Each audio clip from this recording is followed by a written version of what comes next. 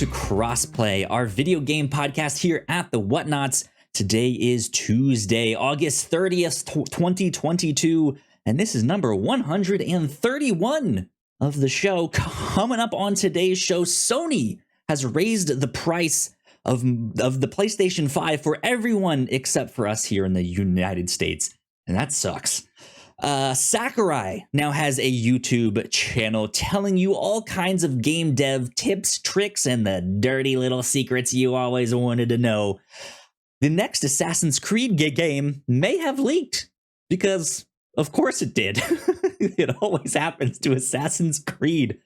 And then at the end of the show, we have some announcements about Crossplay that we will get to later on. My name is Kyle Springer, and I am joined by Ignacio Rojas. Ignacio, how are you, my friend? Hey, Kyle, I'm doing good. Here, living, as one does. Good. As one does. How are you? I was concerned that maybe you weren't. We had a zombie on the show here. Zombie Ignacio. You just got back from something. You're waiting in line. I'm assuming you were like at the grocery store, at the convenience store, but we didn't start at the normal time for the podcast, and I was urging you to beat everyone up. So thankfully you did that, and you are still alive here. Yeah, of course. Did not get caught and put in jail. What's a few cases of battery and public fighting? Who knows? What have you been up to lately? Not much, to be honest. These last couple of weeks have been very, very, very. I'm trying to find the word. Uneventful.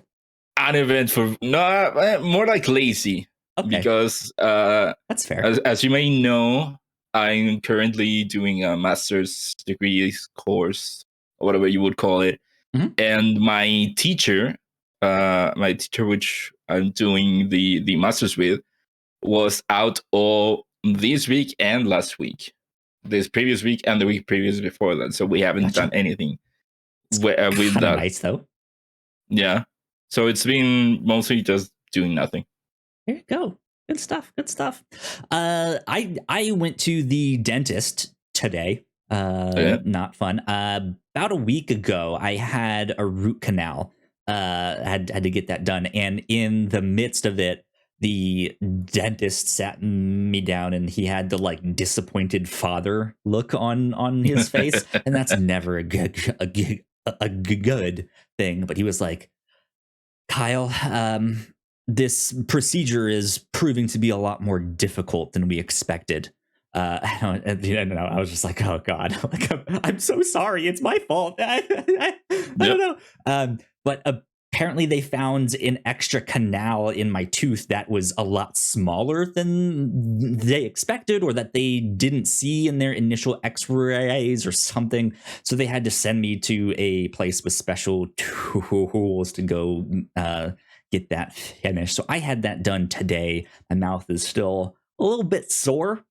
Yeah. But I was expecting it to be like a 2-hour appointment. They got me done in half an hour. 30 minutes. I was like, that was fast. What did you guys do? He was like, don't worry about nothing. It. Yeah. Did you get any anesthesia? God damn it, that's a hard word. Anesthesia. Yeah. Yes. They numbed me up and then shot me with something in there. It's all worn off. That's the worst. I hate it. It was not fun. Though I do have to say that this guy, when he put the needle in, the guy from like a week and a half ago, that actually hurt when he put it in. It just felt like a small bee sting. But this guy couldn't even feel it at all. This guy knew exactly what he was doing. So he was at least real good at that. So there you go. There you go. Let's talk video games. Let's get into that stuff. That sounds fun to me. Let's get into what we've been playing. All right. I'll start things off again since I have jumped back into Live Alive a little bit here. So I played through the one where you're a ninja. It's like Edo, Japan. So a streamer. Dead, basically. Yeah. So I did that one. Interesting one. You get two options for that one. Apparently you can play it like not stealth per se, but you can like avoid fighting, and there's certain characters that will ask you a password, stuff like that.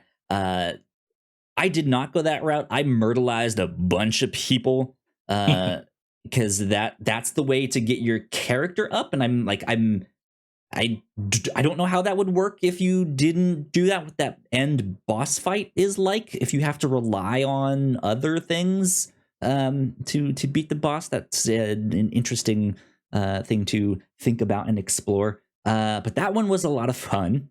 And then immediately after that, I did the Wild West one. I've been like slowly moving up chronologically of like, what was the, like, I'll start with the caveman one and then work my way up.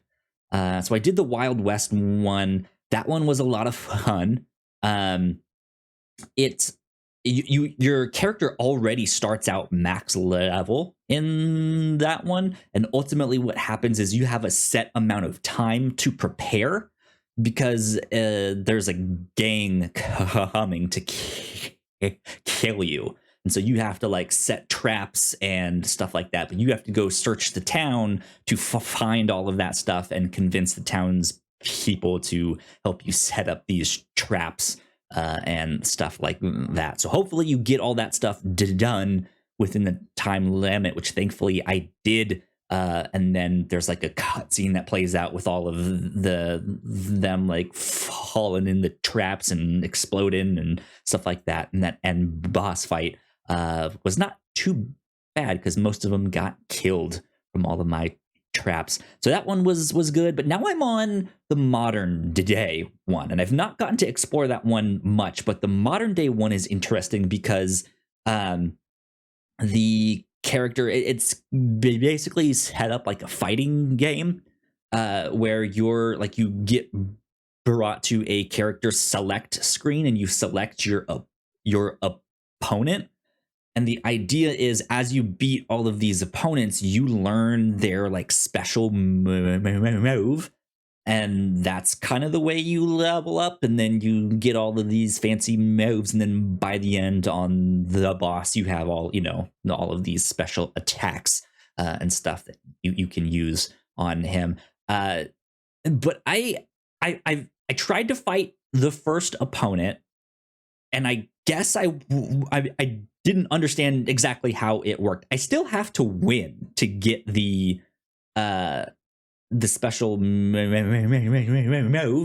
They were making it sound like, hey, it's okay if you lose like this first one. Like you still might get the move, and you do. Like once they hit you with the move, you can use that attack right back. So I was sitting there like I kind of feel like I'm okay to like just stand off here and wait till I get my butt whooped and then fight them again or do something like that. But apparently that's not how it works. It was like game over, and I was just like, damn it, that's not what I wanted. But it's an interesting game. I'm still pleasantly surprised by how much I'm enjoying it. Each kind of character that you can play as, each vignette is still only like 2 to 3 hours, which is like it's a nice little like snack every now and then, right? So I am enjoying it a lot. But yeah, that's what I've been playing right now. I do have to say though, I am very, very interested in that new Sam Barlow game, Immortality. It's the FMV game. Yes, yeah, that one looks really good. So I'm hoping to get into that game real soon here. So there you go. That's what I've been playing. Good. Good to hear, Kyle. What about you, Ignacio? Mostly carry-ons from last week. The first one is Saints Row. So last week I talked about how I played like an hour or so. And of course, we talked about the negativity around the game, how it has gotten mostly very negative reactions from the reviewers. And I have to say, Kyle, I do not get it. Interesting. I am enjoying the game. I'm enjoying it. Granted, I've never been a fan of Saints Row. Sure. The gameplay hasn't always been something that I've really liked. But I have to be honest, I do not get why people are hating on the game.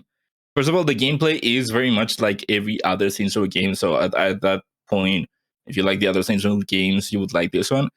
And then as far as the characters go, the missions, the everything else, the writing, I'm liking it. Okay. So the basic story of the game is that you and your group of friends, you are typical 20-something-year-old millennials with your millennial problems. Gotta pay rent. Gotta live in the capitalistic system. Man, and story all that. of my life. Shit sucks. And so, yeah, it turns out that you gotta pay rent. Life keeps kicking you down, and so they decide to create their own gang because they've mostly all the other friends have been part of different gangs. So you decide, hey, we need money. Let's make a gang. We'll create a basically it's like the story of creating a startup with your friends. Okay. And so the beginning of the game is everything leading into the creating the Saints. That's if you heard some comments about how the game, after you get to the church, it goes downhill from there. Sure, yeah. All the stuff getting you from, hey, you're just friends trying to make money, pay rent and whatever, and you lose your job and all that, it all gets up to the church, which is when you start the Saints. And then all after that is you trying to get money to build up the Saints, try to get popularity to get new gang members and all that. And sure, it is different, the story, once you get to the church, because it all before that is all the build up to getting you to creating the Saints, and then the rest of it is mostly you trying to build up the Saints once you get to that. But it's not going downhill. It's still pretty much, I would say that it's still pretty much the same quality before and after. Sure, you have some missions where it's, hey, one of your friends needs help with one of these things. But even doing that, you get, one of the things that I love about the game is the interactions between the characters. Your group of 4 friends, it does feel like, hey, we are friends. We're starting this new company. We might go rob a bank, but then we'll chill and go to the bar to sing karaoke and all that. Yeah. And then the next day we have to break out this guy from this maximum security prison because we need him for a heist. And I'm really enjoying the interactions between the core member of your group, and I like the writing. It's not, haha, I'm laughing every 5 seconds. I'm not laughing at every joke that they throw, but it is solid. I feel like it is solid. If not, I'm not laughing, I'm not just chuckling or smiling or whatever. I really love the portrayal of the main character. Sure, it isn't deep, but it is exactly what it needs to be. I don't know if it is that I nailed the choice of the voice, or I nailed the character design, but there's something about it that I really am enjoying my main character. That's good. And it is kind of like the combination between those, because it feels like it is perfect for what the game is. And he isn't annoying. It's not like he's throwing out jokes every 5 seconds or whatever, but he does get some good ones in there. So I do not Interesting. get I honestly do not get the hate from this game. Have you ran into any kind of game-breaking bugs or stuff like that? Because that seems to Not be one of the things that people are bringing up a lot, is that they're running into stuff that just halts their progress, or they can no longer jump, or they can no longer do X, Y, and Z, or who knows what. no game breaking bugs. I have experienced several bugs. The game is very buggy. For example, I can no longer get into helicopters because when I do that, the camera kind of like zooms in ridiculously close to the screen, to the point that I cannot know where I'm going. So I cannot go into helicopters because that happens only when I get into a helicopter for some reason. Interesting. I've gotten bugs where a character is supposed to say something and it doesn't trigger. But even then, just restarting the checkpoint has worked fine. I haven't had anything that has made me lose any significant progress. The other technical problems that the game has, is that it doesn't look that good. Sometimes graphically it looks good to great sometimes, but I have my game set to the maximum settings on everything visually, and more than once I've gone, wait, did any settings go down? Because the water looks like shit. I'm not that far, but I'm seeing things pop up that I'm not that far. Like once I was riding on a helicopter over a lake, and I could see the trails from boats, but no boats. Interesting. So it is that kind of thing, but nothing that bad. Because the picture I'm getting from you is that, yes, it is maybe better than what some people might have you believe, but still not like the greatest thing. There are still issues. It's not great. Yeah, it's not great. I would give it like a 7.5 to an 8. Interesting. Somewhere around there.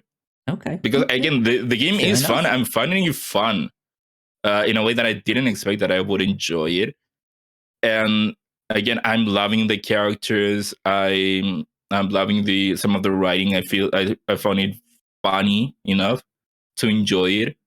And also the game isn't that long. I'm already before the final mission, and that's only like 8 hours total, more or less. I get So you. it isn't that long.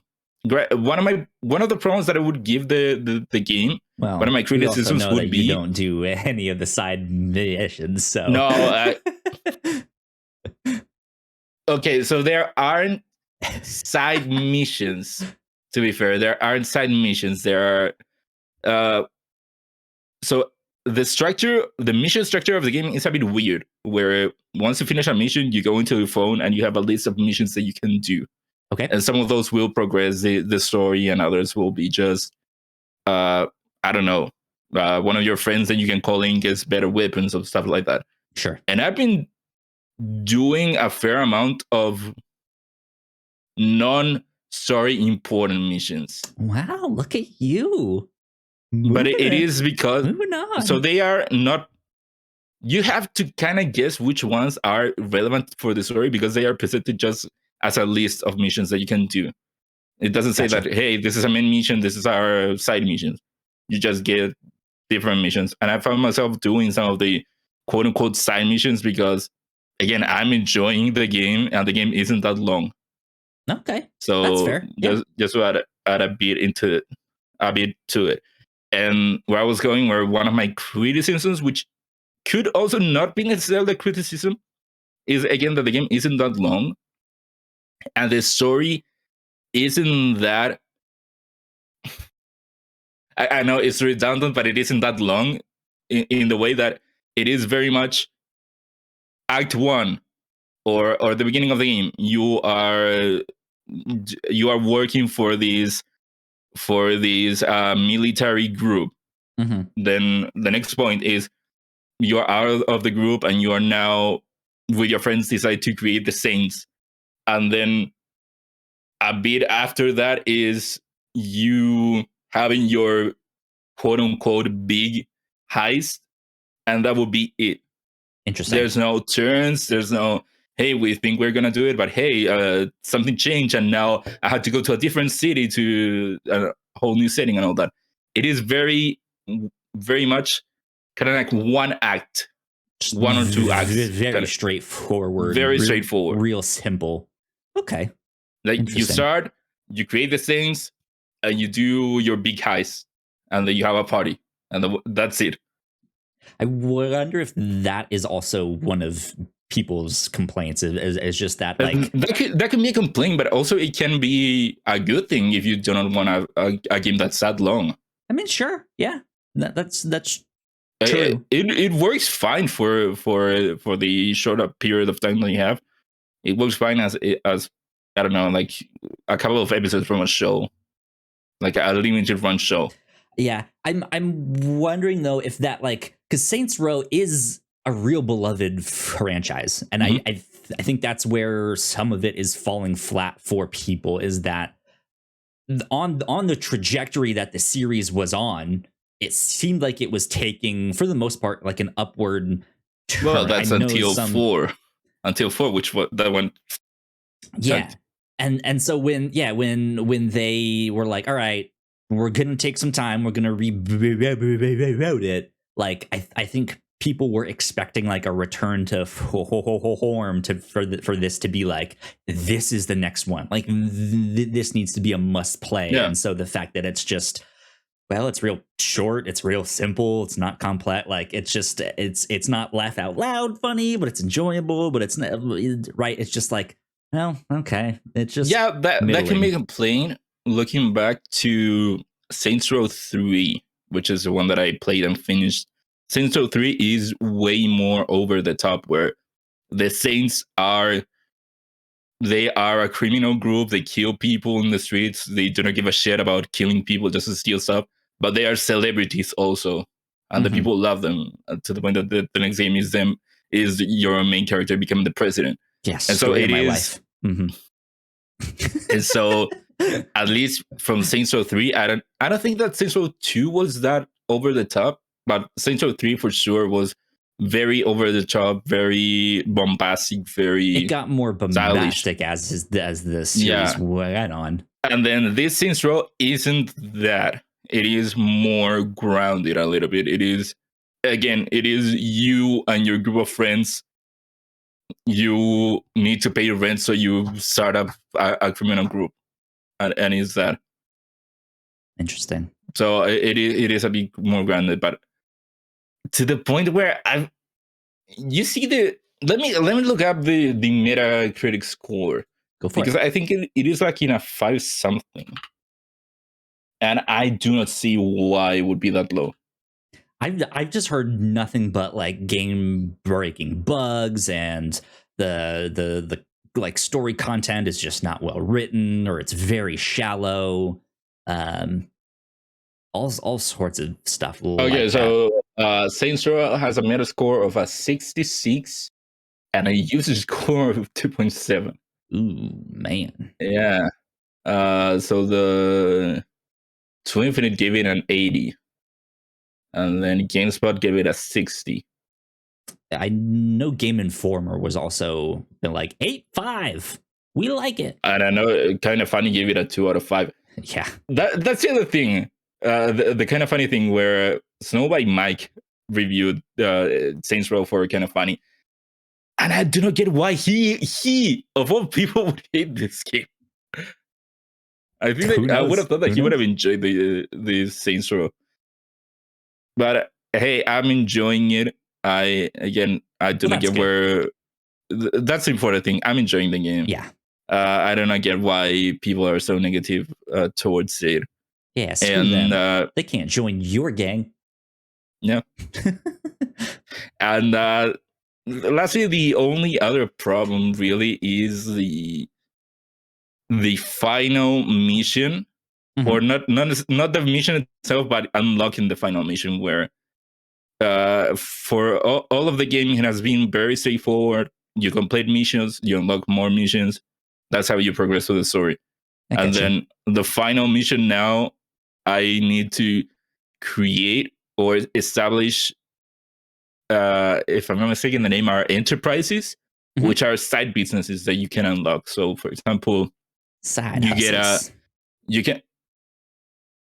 I think side hustles might be a different thing, Oh, I but was it just is like being like side hustle. I have no idea. no. Okay, okay. But I think side hustles are a thing in the game, but it might be a Interesting. different thing. Okay. So it's basically like you can establish a laundromat, but it is also as a front for crime scene cleanup or Mhm. toxic waste disposal, which is an illegal toxic waste disposal, or you can have your own taco franchise and you get your taco truck and whatever. Yeah. And to unlock the final mission, it makes you establish, I think it was 5 of these enterprises, which requires money. Every enterprise requires money, and you only unlock 4 enterprises, I think, at the beginning of the game. And you need to make certain missions in order to unlock the what you will need for the 5th one. And Interesting. then so you need what would you need would be money for the 4 first side hustles or enterprises. Mhm. Then you will need to unlock the rest of the side hustles or enterprises. Then you need money for the other one, which luckily I had enough, but I had barely enough for the last one. And then after that, every of these enterprises have their own missions, and you need to do all these have a very varying amount of missions, but you need to basically complete every mission for I think 3 of these side hustles. I gotcha. So one of them might need like 11, the other one 14, the other one 7. And so that's the annoying part where it feels like you need to do a lot in order to unlock the final mission. Gotcha. I gotcha. Well, yeah, like you said, at the very least, at least you are enjoying it and Yeah. having fun and having a good Yeah. time. And also, So, I only got to it last night, and I do not feel burned out enough where I would stop right now. I feel like, sure, it might seem like it is a lot, a little bit too much, the amount of missions that I have to do in order to unlock the final mission, but I'm not to the point where that I'm burned out with it. that's So good. hopefully, I'll soon get to the final one. There you go. Cool. Well, this is normally where we would have housekeeping, but we're going to bump that to the end of the show. So we will jump right into the news of the week.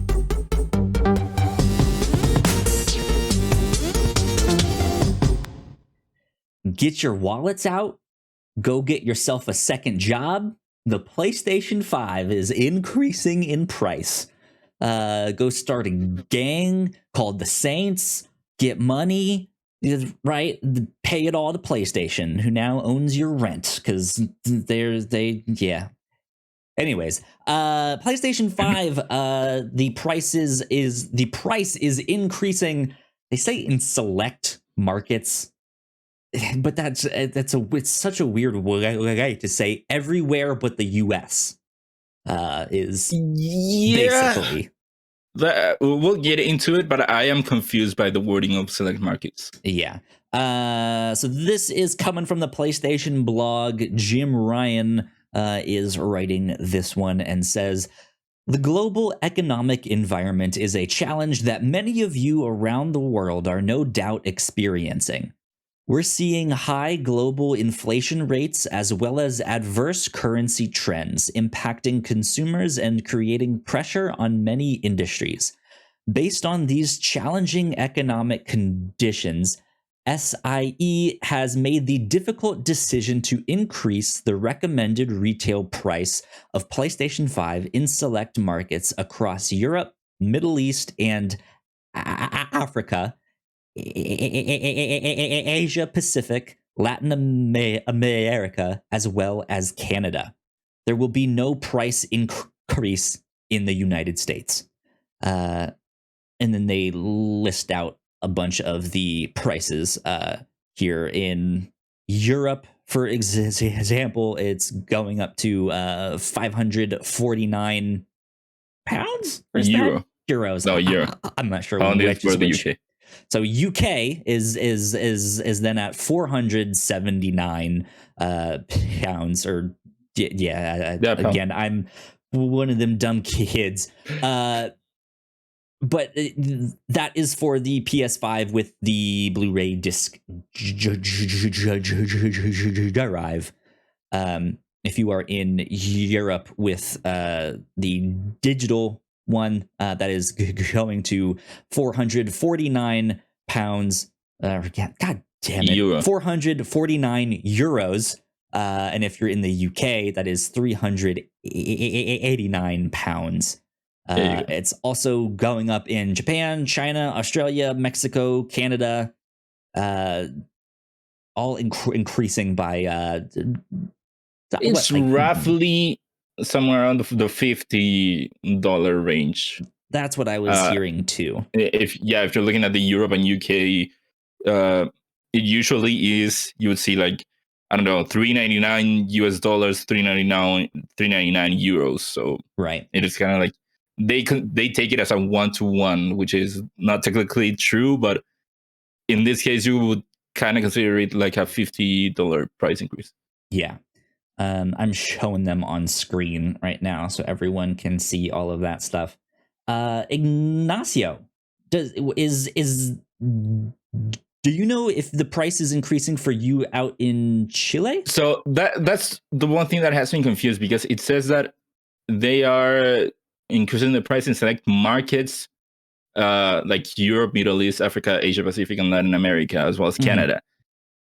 I do not understand if here they list Mexico as one of those. Does that mean that it's only Mexico in Latin America, or is that just an example for Latin America? And they are saying that it is interesting. They are raising prices in the markets in general. So that's what I do not know. And so I do not know if they are raising prices here specifically, because I already have my PS5. I've had it for 2 years, and I'm not really aware of what the price is over here officially, because you can find PS5s at different price ranges over here. So I do not know which one would be the official one. Well, I guess I could go into the Sony store here. Probably could, yeah. But interesting the thing that I wanted to touch on is that it sucks that they are raising the price, because it is already very expensive outside of the US. Yeah. Here I bought it, if I'm not mistaken, at around between $700 and $800, more or less. Doing the conversion to the US. Yeah. Hyped for games in the chat says it is likely increased in all of Latin America, but they only list Mexico just because they might not want to list out all the currencies. So that was my doubt, if it was indeed kind of like an example only. Yeah. Yeah, this is a wild one because we're almost 2 years in. That's like a year and a half ish. This is usually when we start to hear about like price decreases, where they do that first, like, okay, $50 off, or now it's bundled with Call of Duty or Madden or what have you. This is just, it's such a strange console generation, and it is proving to be weirder and weirder. Inflation, that's what it is. Yeah, I mean, it's the chip shortages, it's COVID. No, I think that the chip shortage might be resolved. I think the things that are impacting it the most would be inflation and maybe some problems with China, because China has some very, very really strict rules with COVID. So that it might have something to do with the factories in China. But I think that the most important one is inflation. even like that, that's where I was like increased shipping costs due to the gas prices. There's all Exactly. sorts of stuff, but it's just like it's like I don't think I've ever really seen something like this before, where it's just like everything you know about like a video game console generation, it comes out, there's like new exclusive games only for that console. They stop making the like big exclusives for the old one. That didn't really happen. And then when it's like, okay, price decrease or it's bundled, it's just like, nope, increase. So wild stuff there on that. Do you have final thoughts on that one? No, Anything only more to add? To point out that of course, they are not increasing the price in the US. Right. Yeah, they're like, and that's normal. I feel like the game industry, well, everyone knows that the game industry, the US is its most important market, and so they play favoritism with the US. mm-hmm. But it isn't new because, as you are of course aware, prices of games in the US have not gone up, except for the PS5, of course, that has gone to 70. But for the most part, it's 60. That hasn't been the case for the rest of the world. Games have gone up in price in the rest of the world, and so I feel like they they can afford, in order to compensate costs, they can afford to raise prices outside of the US so that they can subsidize prices in the US. Interesting. Yeah, that's an interesting way to look at it. Because I mean, like once they truly start increasing, and it's like $100 to buy the new game or what have you. Like there will be a lot of really really angry people. I know there's already complaints for like a $70 game, but I it's not loud enough, right? Like it's not enough to really get people to be like, all right, well, I'm just gonna stop playing video games, or I'm gonna boycott Sony until it's back down to $60. I just things are strange. We live in strange times. Let's stick in the Sony world, though. We got some news about them creating a new mobile division. This is coming from Ryan Dinsdale at IGN, who writes, Sony has announced a committed expansion into mobile gaming by establishing the PlayStation Studios mobile division and acquiring the untested Savage Game Studios to develop a AAA mobile live service action game. The new division will develop innovative on-the-go experiences based on new and exciting PlayStation IP that meet PlayStation Studios' high-quality standards and will operate independently from the console game development. I'm not particularly a mobile gamer, so I don't necessarily have like a dog in this fight. But what's interesting to me is that mobile already screams on the go experiences to me, so I don't know if they're being redundant or like it is this more like bite-sized content, like highly repeatable. What do you think they're trying to make with this? See, I don't know either. I could see it going both ways, where they could go the more bite-sized route, but they also could go the route of, hey, let's make a real game, like quote unquote real game, but for mobile. And you can see that from where does it say that Savage Game Studios is there to develop 3 AAA mobile live games. Yeah, 3 or AAA games. So that to me says that it is not necessarily the bite-sized experience, but more trying to go further than that. Yeah, I guess that's where it's hard to distinguish, right? Because does AAA, like when I hear AAA games in the console space or the PC space, like I think of like a story driven or even multiplayer, just like high end, good graphics. Your Call of Duties, your Destinies, your The Last of Us's, your Uncharted's, like all of that stuff. But then mobile game, is this a AAA match 3? Like is this like, what does that even mean? Like can they bring The Last of Us to like a Fruit Ninja style zombie head slayer thing? Like what that's where it's hard to distinguish. Like, is this AAA mobile, or is this like, let's bring AAA from consoles into the mobile space here? What would you prefer?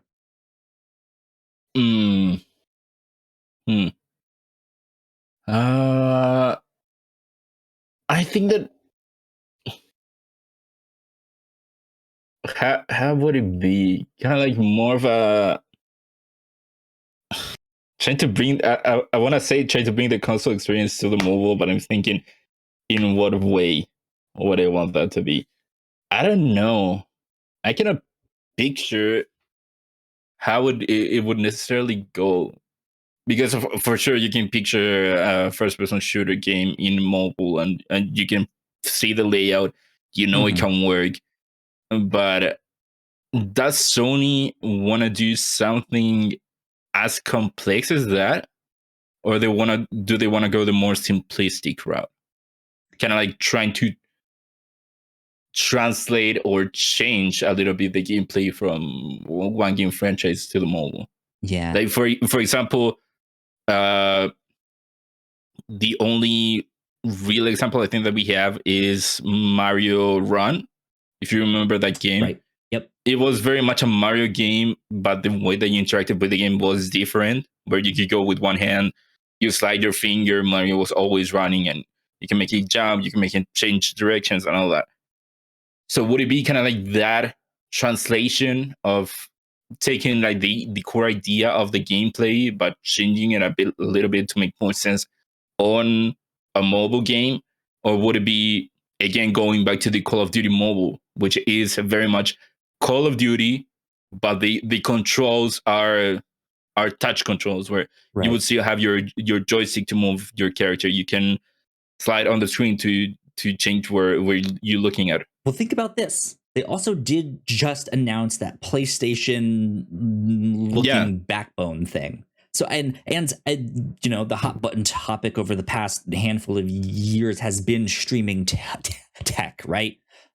Stadia, the Amazon Luna. I'm wondering if they're trying to kind of prepare themselves or set themselves up to be in a space similar to that, where you can have maybe a 2-hour, like, highly produced The Last of Us style, and like that quality, that high graphics, that high voice acting, but in a like on your mobile phone, and you can play it with that backbone thing, and that's how it's designed to be played.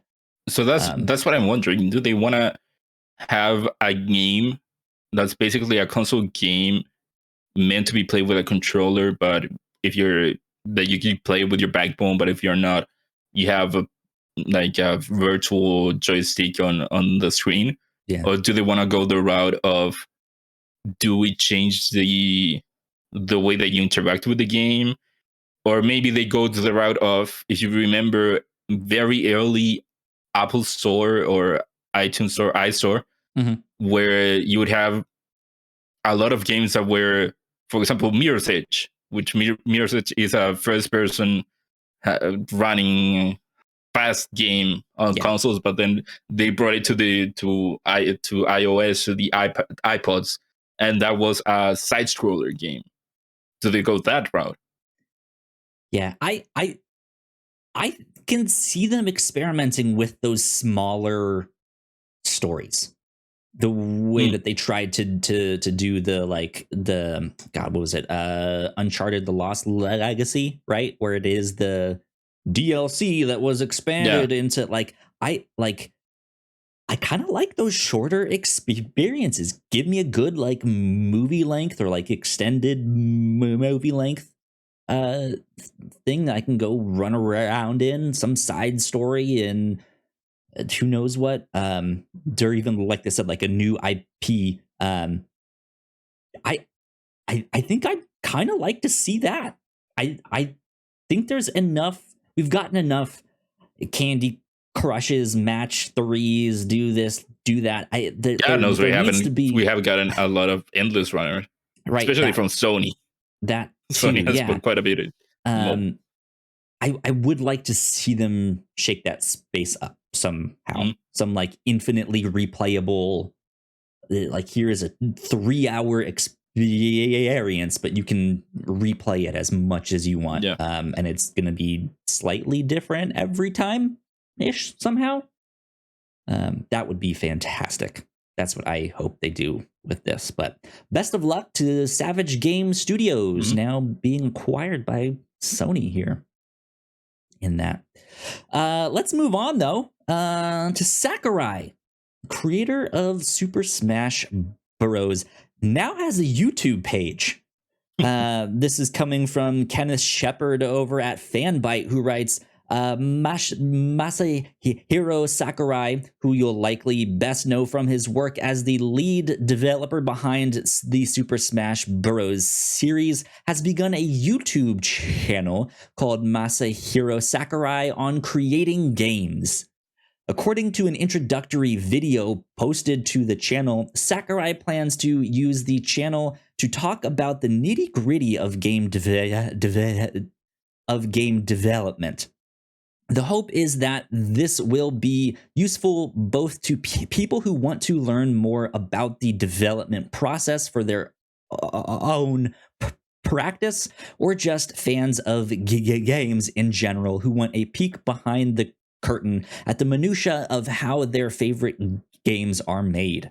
Sakurai says he's been given the all clear to talk about some previously secret sides of development and stories from his career over the years. The videos will be available in Japanese with English subtitles. So you guys can go and check all of that stuff out there. Ignacio, would you smash that bell? No, I never smashed the bell. No? I've never done. No, I do not need my phone reminding me that shows are that someone uploaded a new video. I can very easily just go to my subscribe page and see all the new videos. Right. So what's interesting about that, I've not gone to look at the videos yet, but this seems to be, it's not like, because I know that there are some studios out there that already have their own YouTube pages and stuff, but it just kind of seems to be their dev diaries, or their kind of, for lack of better terms, their studio propaganda, right? Here's the come do, wow, what a cool studio, what a great place to work, what a cool game we're making, look at this neat thing that we made, right?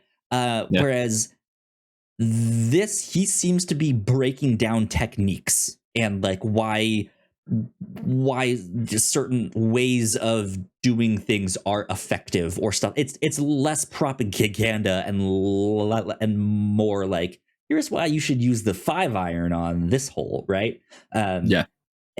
Which is kind of neat. I like that.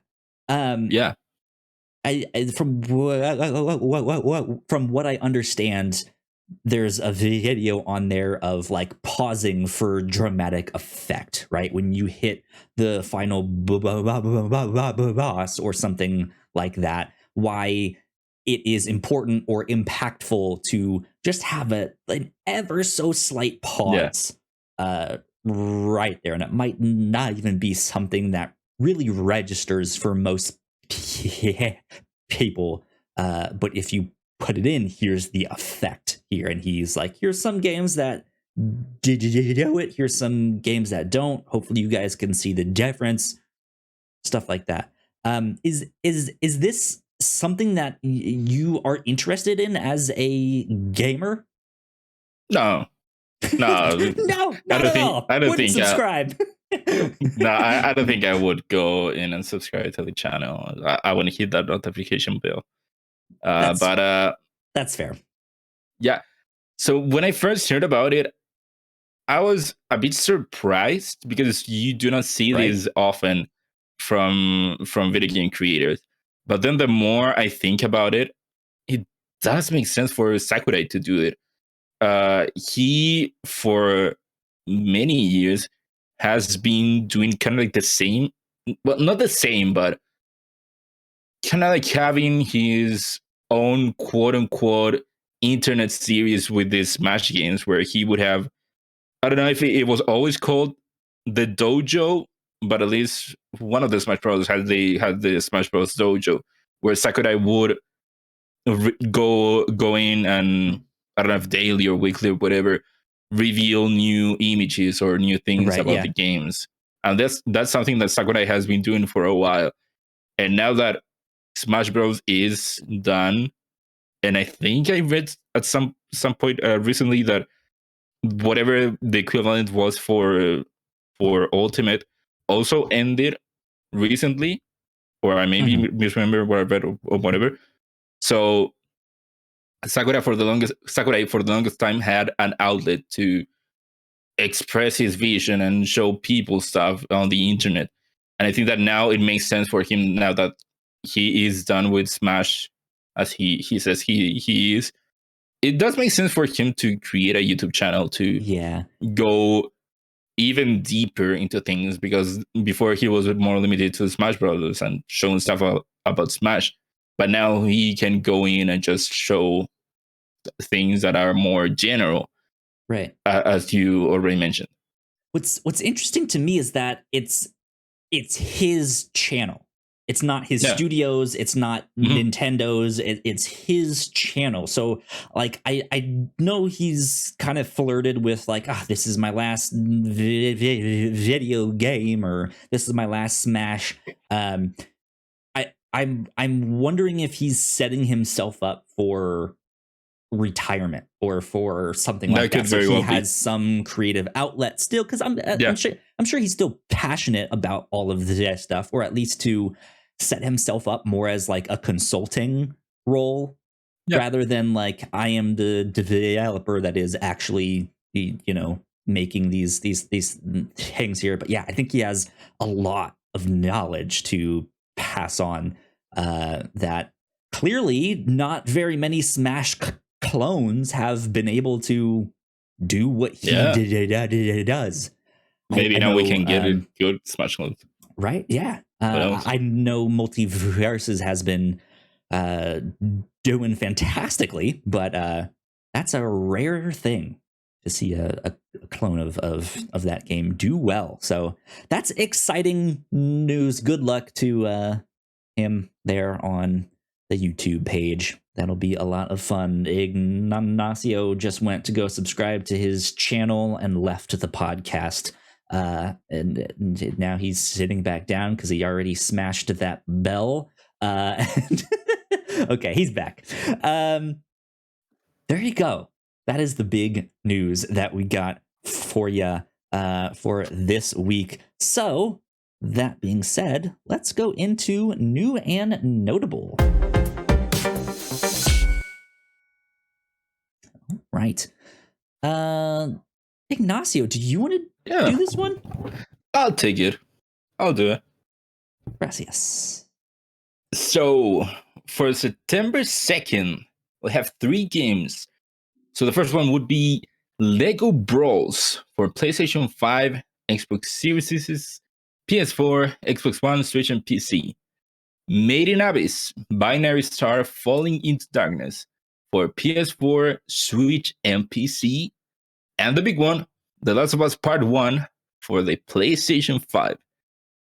All three available on September 2nd. On September 6th, Temtem, the Pokemon clone for multi-platform, will be coming out on PS5, Xbox Series X and S, Switch, and PC. I think that's the one where like it's the Pokemon clone, but like they can have guns, right? Like it's no, that's not the one. What there is am I thinking of? Other Pokemon clone that also has Pokemon like 50 guns. I don't think that's Temtem. No guns in Temtem. No, there's another one that has, but I don't think Temtem is the one that you think of. What is that? What do you have? A knife. No.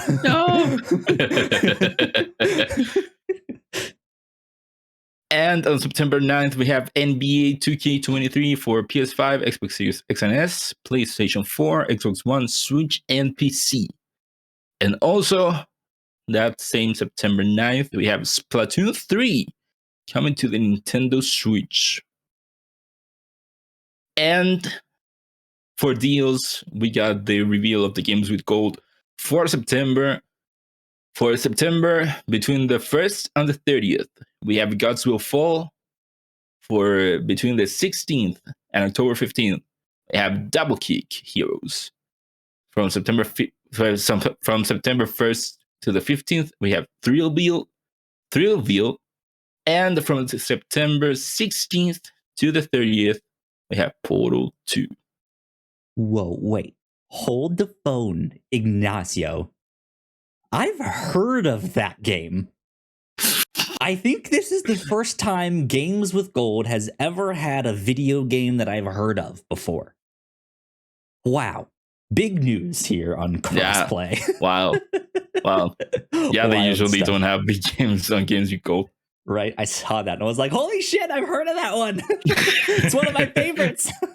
Oh, you'll tell me you haven't heard about Double Kick Heroes? Not at all. Only single kick. Only single kick. And that's it for the new and notable, and in the memory of our fallen comrade, Alan. May he rest in peace. It has been. May he rest in peace. It has now been old and noted. There you go. I will take us into the lightning round. We have quite a bit of news here to go through. First up, Netflix tweeted out the following. BioShock, our live-action feature film adaptation of the renowned video game franchise, will be directed by Francis Lawrence of I Am Legend, The Hunger Games Catching Fire, and Slumberland fame, from a script written by Michael Green from Logan, Blade Runner 2049, and American Gods. Good stuff. How are you excited? I am excited, but also not, because it's Netflix. Yeah, but I'm assuming they're gonna release a trailer and it's gonna be, or some teaser of Andrew Ryan being like, would you kindly wait for the trailer? And then I'll be like, yes, I will, because I want to see this. I wonder what direction they will go with that. Yeah, who knows? So we shall see. We'll have to wait. We shall see. Sticking with Netflix and video games, the writer / director for Umbrella Academy will be in charge of adapting Horizon Zero Dawn into a TV show for Netflix. There you go. Umbrella Academy is real good. I like it. I recently watched season 3 and I'd still say it was good. Mm-hmm. But they keep doing the same thing over and over again. So I'm real tired of it now. But seasons 1 and 2 of Umbrella Academy was fantastic, especially. So this is exciting. Hopefully it works out. Horizon Zero Dawn has a good story. It does, that I would like to see. I would like to see something focusing on the story rather than my other problems with the game. Yeah.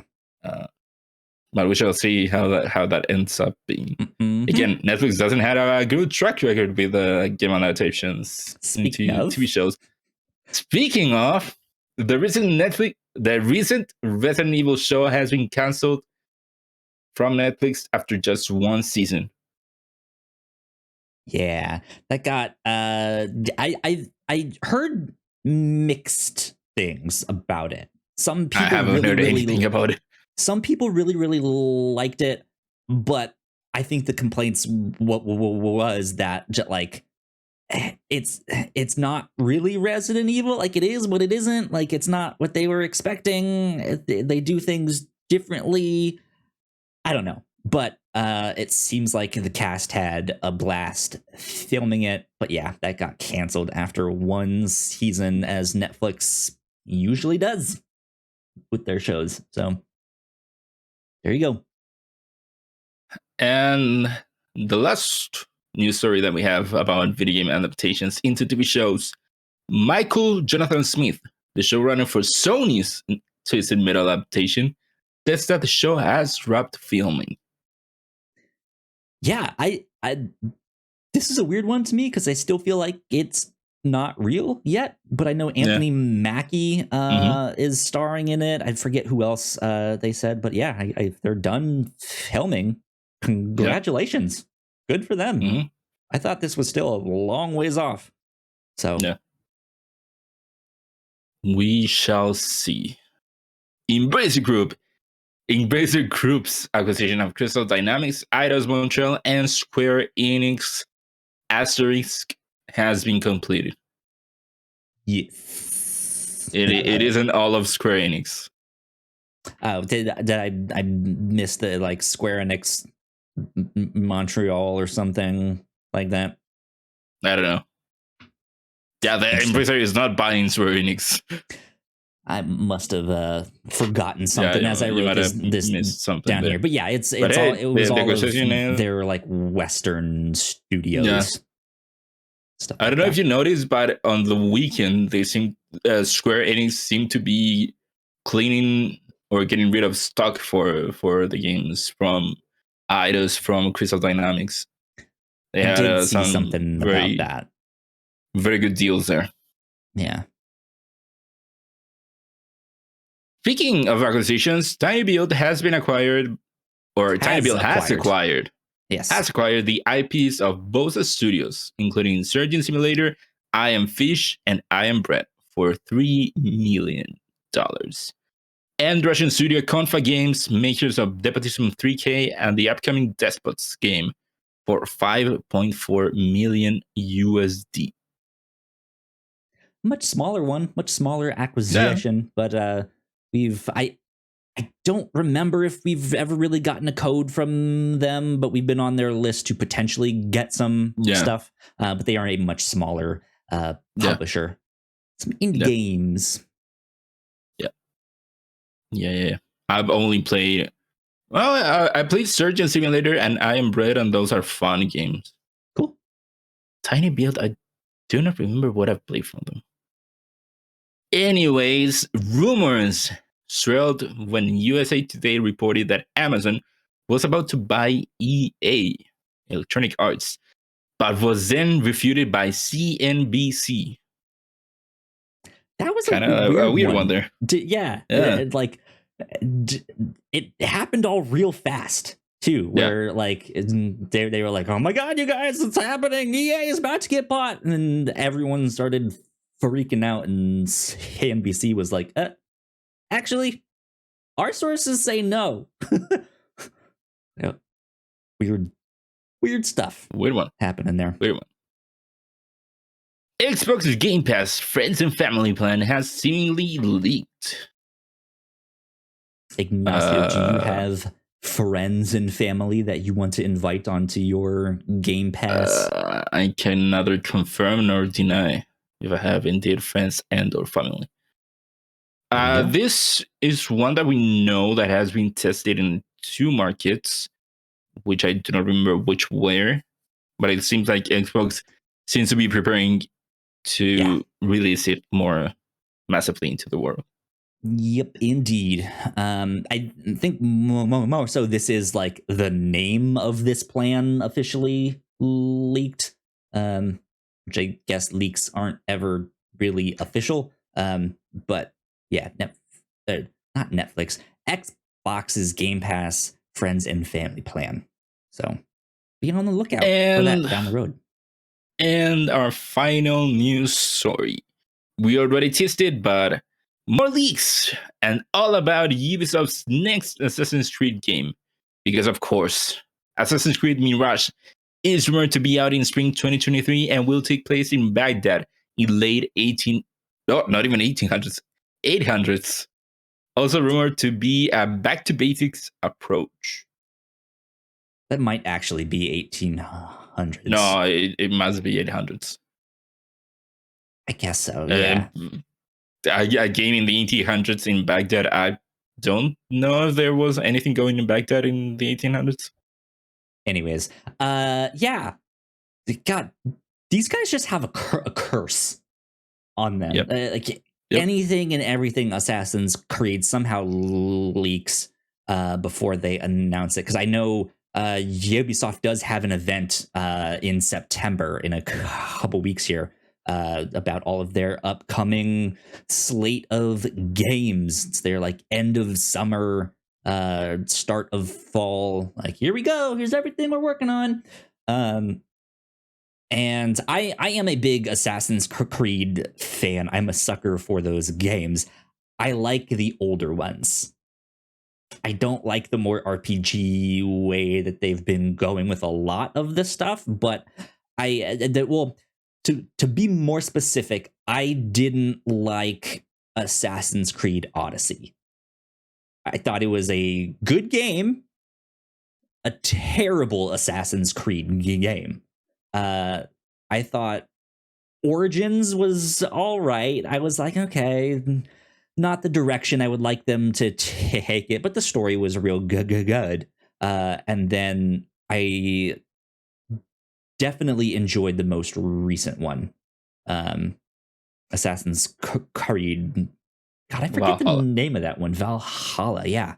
That one was good. I did like that one, but I'm excited to see what this back to basics approach means. Is that like, were they looking at the success of Ghost of Tsushima to be like, hey, maybe we can still do something like that?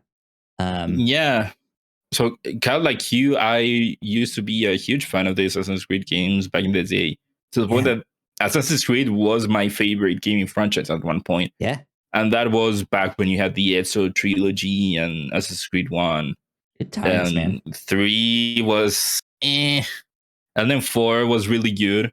And then after that, it was all a mixed bag of things. And then until we get to Origins, which was an RPG.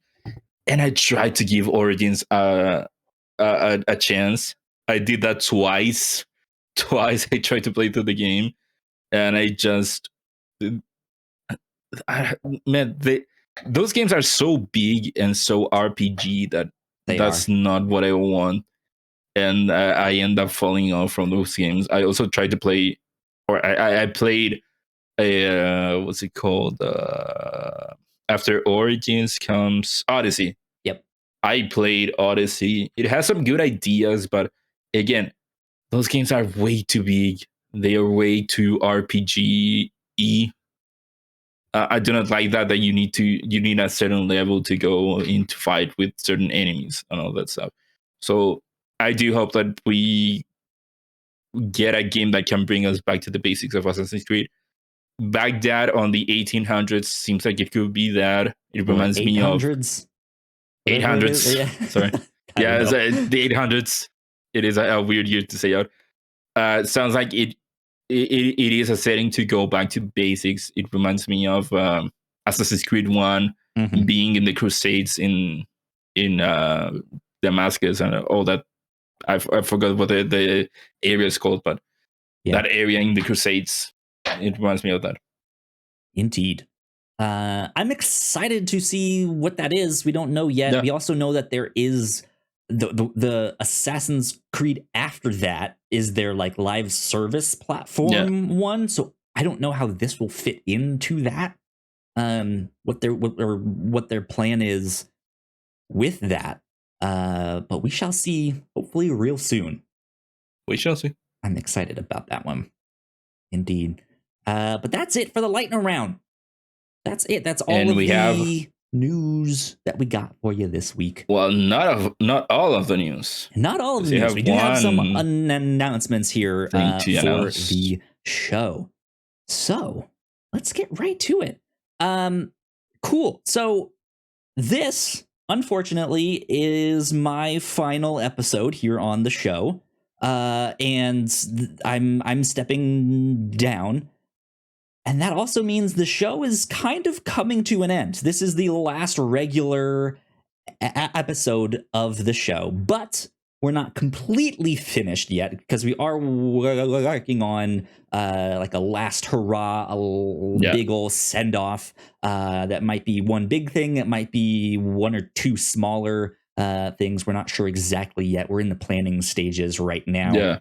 Yeah, we want to have at least one farewell send off episode with you, Kyle, Alan, and maybe Gino if he can be on.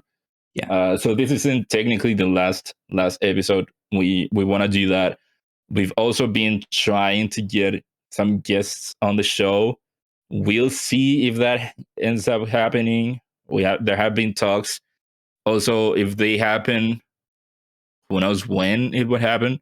Yeah. So, and this isn't the stay end. Subscribed to the feeds. Yeah. there is more. This isn't coming, the end. But yeah, this is the end of the regular Crossplay, as you might know it. Yeah. And then to that point, Kyle, you are stepping down. You are retiring officially. We're sending you off to a retirement home. You'll be well taken care of. Yeah. But this time, like when I'm gone from the show, and you guys are like, Kyle got mauled by a bear. Rest in peace to hit. Like now you guys get to sacrifice me to Cthulhu or whatever dark elder god you want to sacrifice me to. We'll make good use of your blood on one or two sacrifices at some point. But yeah, you are stepping down, and so if you're keeping count, it will be just me and Alan. And we talked about how we want to do the show moving on. It won't be the same format. It won't be, hopefully, just the two of us. And it will not be part of the Whatnauts because Kyle is kicking us out. We'll be homeless. He's kicking us out of the spaceship. He's a captain. He's sending us out from closing the airlock behind you. Yeah, no, things are in the works. You are planning something else to continue making content. And to be honest, I think that's going to be a great next step for you guys. That was kind of always the plan here at Crossplay, or at least in the back of my mind, how I was trying to make things go is like I would get the show started and then pass it on to you guys, and you guys could do your own thing. And that didn't happen as planned, but I think in its own way, that is what's happening. Like you guys are now stepping up to do your own thing, and I can't wait to see what you guys make. You guys can invite me on if you'll have me, if you want me. Yeah, like I'm excited to see what you make, because I know you guys aren't necessarily used to hosting the show or stuff like that, or like what to do with uploading it all to YouTube and to the subscription podcast feed. So I think this will be a good learning experience for you guys, and I think you guys will make some good stuff. So, and out of the three guys that started the podcast, who would have thought that the one to outlast the other two would be the guy that has nothing to do with arts, no artistic side whatsoever, no interested in being in front of a camera. Right. You have been here since day one. It's incredible. Good stuff. Good run here.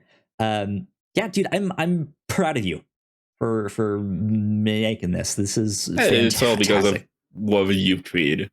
Well, thank you. But yeah, you will always be our captain. You're pressing F right now. But yes, like we said, this is the final regular episode, so the show will go on some kind of hiatus, but keep an eye on our Twitter. Stay subscribed to this feed for some final send-off, some celebrations and parties and what have you and whatnot. Hey. Yeah. But yeah. If you are interested in the stuff that I make here at the Whatnauts, I'll still be making stuff at the Whatnauts. We have the review show, which is still continuing, the Captain's Log, which is still continuing, and the Reactor Core, which is still continuing. So you're still my go-to guy for reactions to Star Wars stuff, so I'm still gonna be like, hey, you only have me on Melissa, so pretty small pool to choose from. Yeah, so we will all still be making content. You might see some cross-pollination and stuff like that, but yeah, this is it for Crossplay as you know it. That said, Ignacio, what are you excited for this week? Oh my god.